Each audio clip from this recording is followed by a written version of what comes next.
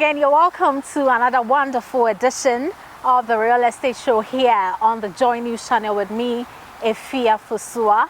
Now, land documentation forms a core part of any real estate investment.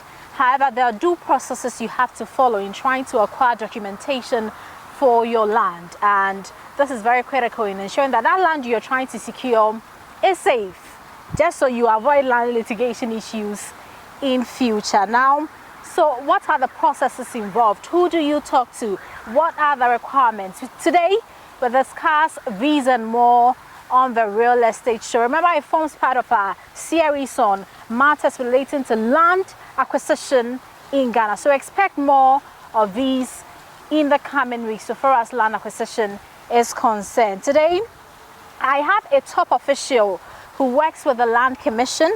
He would walk us through the processes involved and advise you on land purchase as well. Remember, the show is proudly sponsored by Gold Key Properties. They remain the leaders in the development of quality residential, commercial, and mixed-use spaces all over Accra.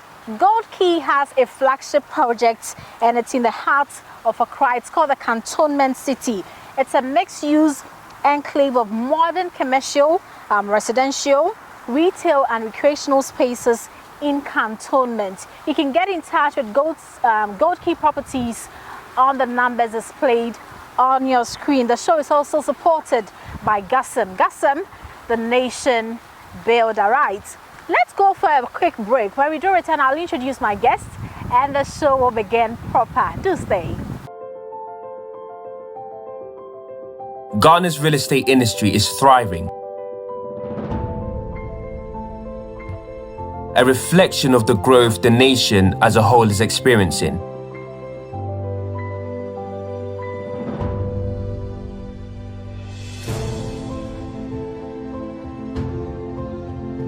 Gold Key is part of this story.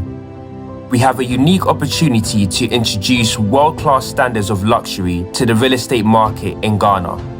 From pristine residential projects to high-rise commercial buildings,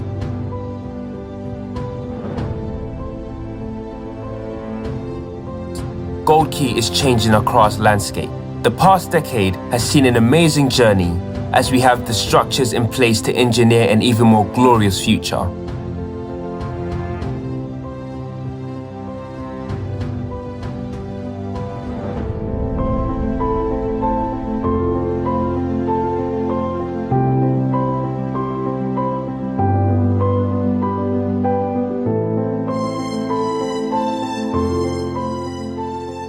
This is the Real Estate Show with me, Efia Fusua.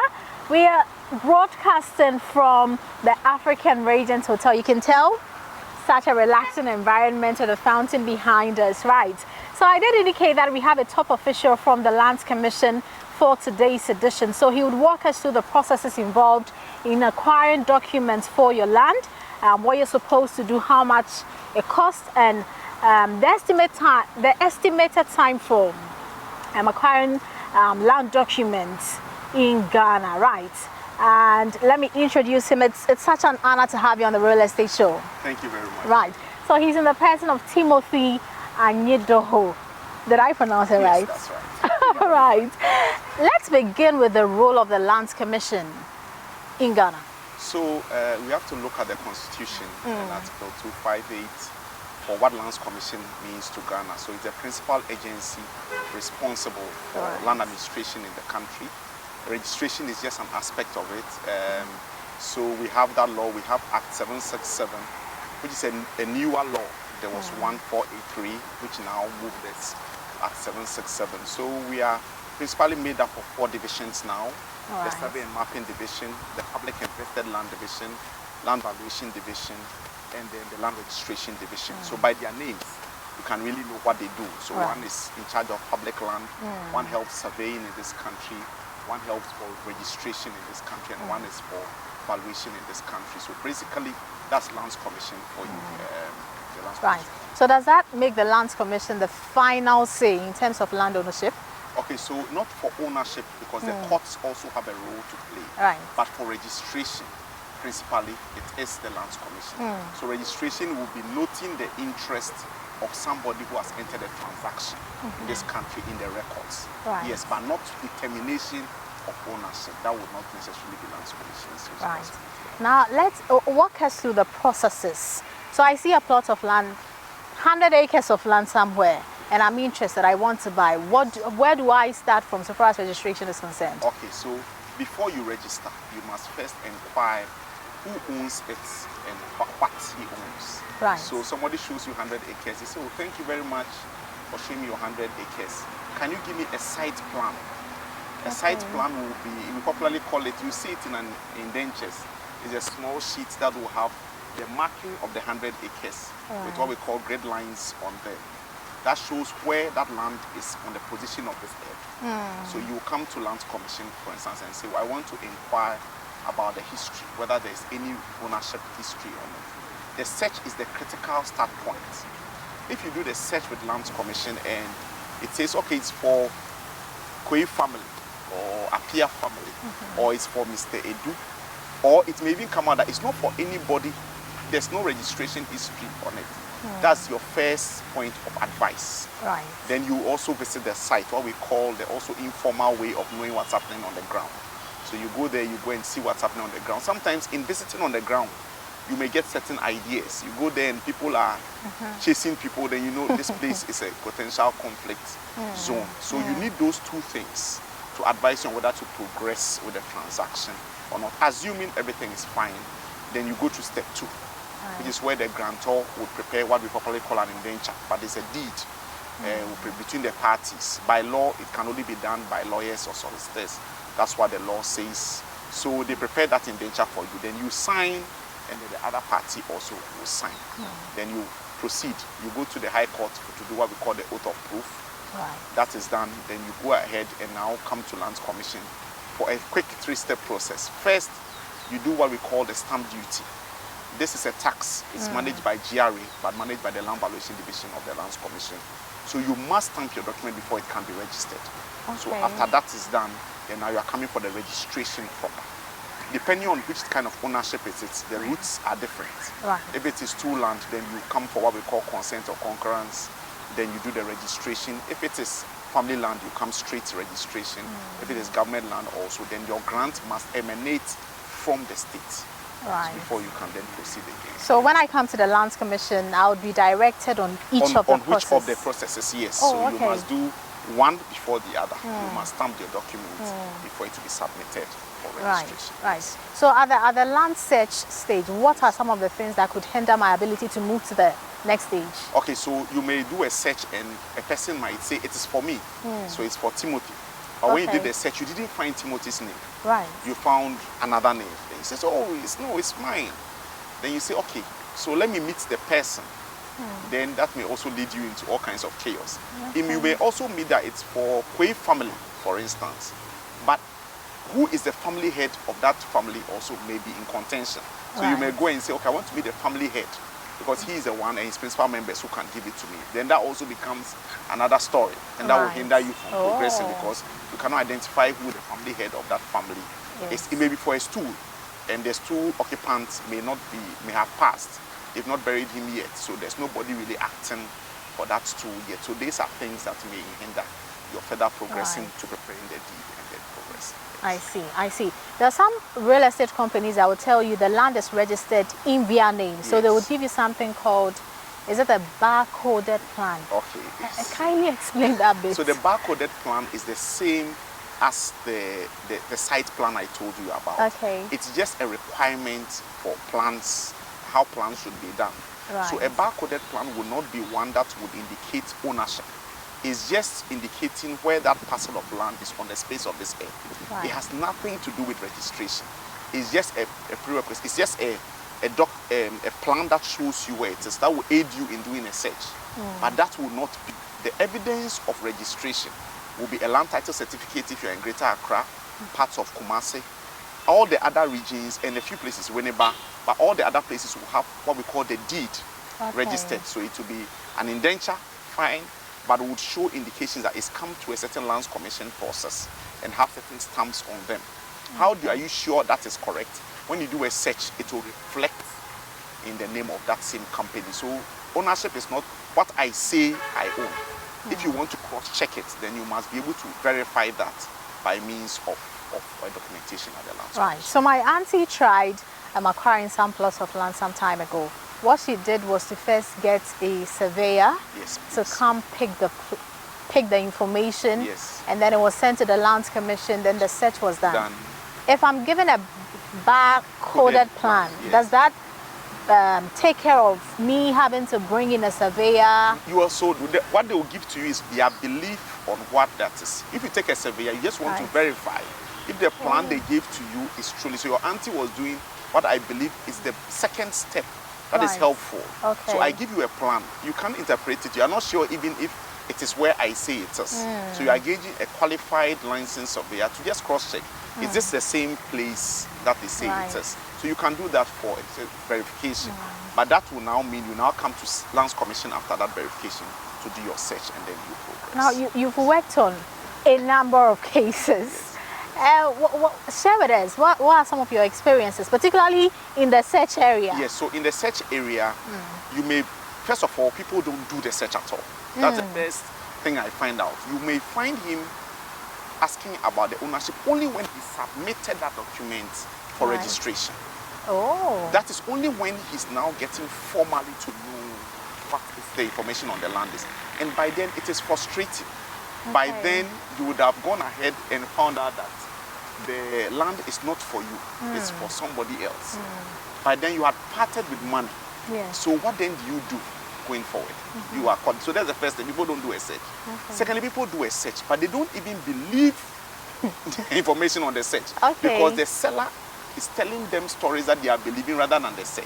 So I have an example of a junior of mine in Adisado College who came to do a search. Vast area, it was government land, and that's what the search said. And I said, oh, it's government land, so the people giving it to you don't have the right to give. To sell it to you. He went to tell friends we knew that, oh, I was jealous of him buying the land. So it's true, it's for the stool. So somebody like that will go ahead, enter that transaction, cannot register. And then that will be a difficulty. So people must believe in what the public record is giving to them. That's also one area. The final one is where people do the search, rely solely on the search, and ignore information on the ground, like I said. So you have the search and they say it's for Mr. X.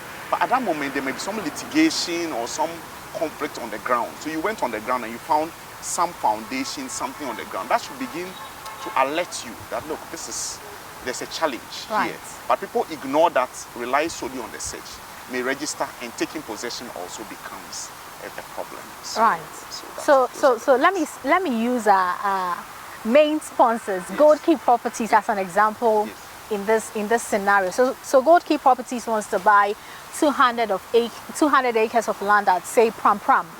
And then they are told the land is not registered. I mean, they do a search, they get to find out that the land is not registered, but then they've met the family, they say the land is theirs and all that.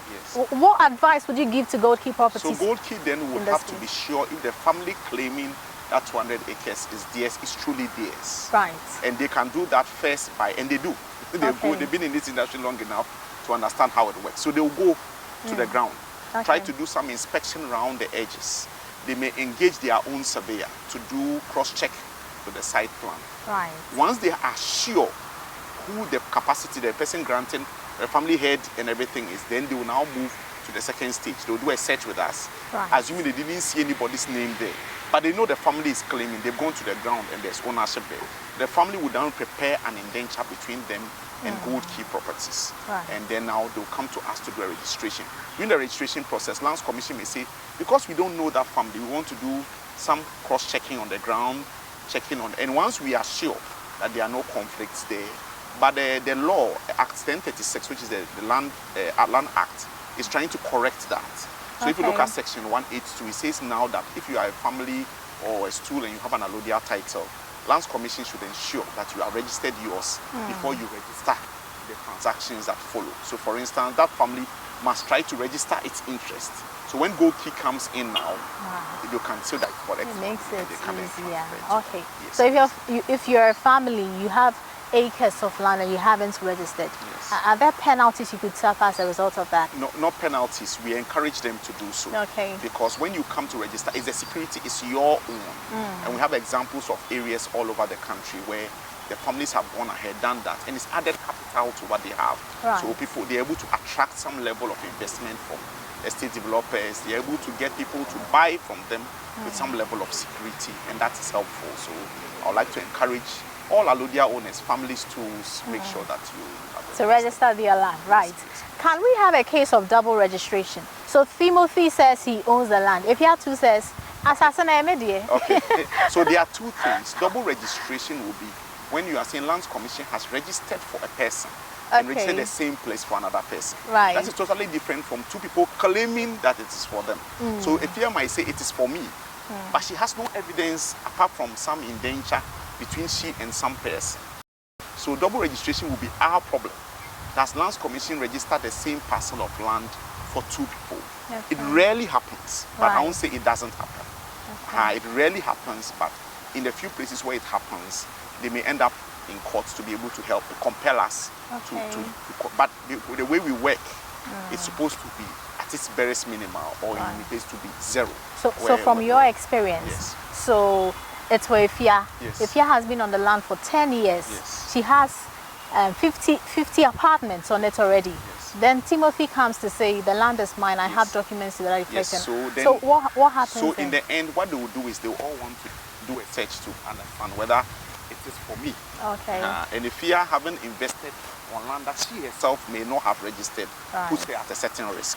So Okay. the person with the title may say, look, even if I feel Lands Commission is not resolving my problem, I might go to court and litigate and Right. compel you to be able to register Right. my information. Timothy Anyedo, I'm already enjoying this conversation, and I'm sure our viewers are as well. So we are broadcasting from the African region to tell it's such a relaxing environment. Right, so let's go for a break. When we do return, we'll definitely delve a lot more into the land registration process in Ghana. Remember, the show is proudly sponsored by Gold Key Properties. They remain the leaders in the development of quality residential, commercial, and mixed-use spaces all over Accra. The show is also supported by Gassam, the nation builder. We are back shortly after this break. Ghana's real estate industry is thriving, a reflection of the growth the nation as a whole is experiencing.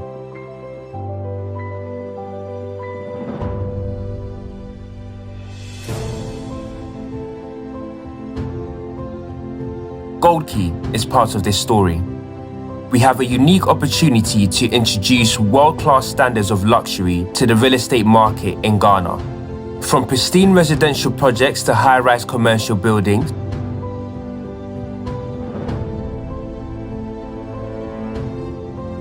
Gold Key is changing Accra's landscape. The past decade has seen an amazing journey as we have the structures in place to engineer an even more glorious future.